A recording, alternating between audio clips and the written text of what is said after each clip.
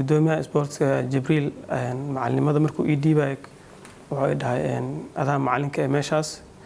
aan ka balanay inuusan macnaha wax faragelin igu sameynin aan u madax banaanahay marka kulay waxa dhacday muddo la soo aalmiiteynay tababarka muddo ciyaartooyda aan ku soo sameynay waxa dhacday markii ciyaarihii soo dhawaadaan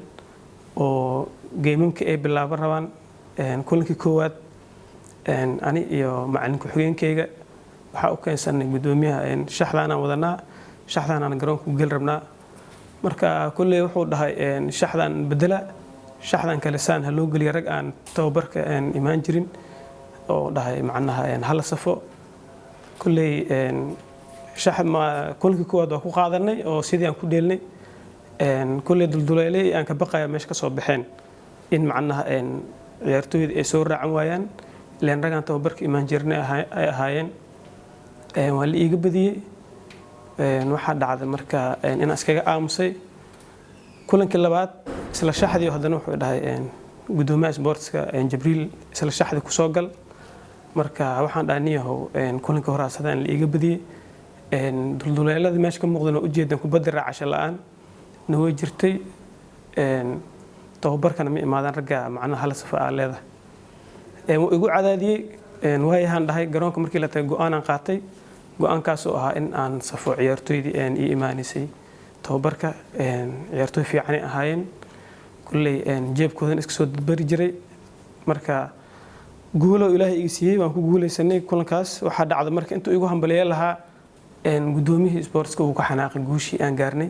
isagoo dhahay kulay waxa u saf weysay ragii ani aan ii saf ku dhahay waxaan dhahay gudoomiye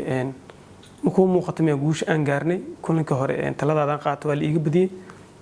kulankan go'aan ani hoos ka qaatay kulay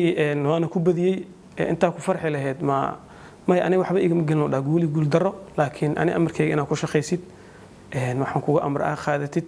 hadaadan qaadanin ani adim isla shaqay karno marka waxa dhacday in ani go'aan hoos ka qaatay kulay gudoomiyaha degmadana uu na balamiyay casho sharaf habeen uu nagu balamiyay meesha markii aan tagnay casharafta colo tower aniga waa xanaaqsanaa sababtoo ah macallin guul gaaray oo haddana aan guushiisa gudoomiyaha sports ugu hambalyeynaynin markii la wacay aan meesha istaagay waxaan dhahay aniga degmada waan ka tagay waxaan uga tagay gudoomiyaha sportska oo igu soo fargeliyay arinteyda marka sidaas aan iskaga casilay dadkii oo joogan warbaahintii kulli waa joogeen telefishinada laakiin hadalkayga meesha waa laga jaray aad iyo aad taas ugu xumaaday wallahi waxa sabab ah kulli macalinka waxa loo baahan yahay mar hadii wax loo dhiibo shaqada in farax loo qaado mar hadii macnaha fargelin lagu hayo macalinka meeshaas wax natiijo ma ka imaanayso oo nin jeclaysi iyo ninkan isaf oo la leeyahay macalinka taasana sabab u ah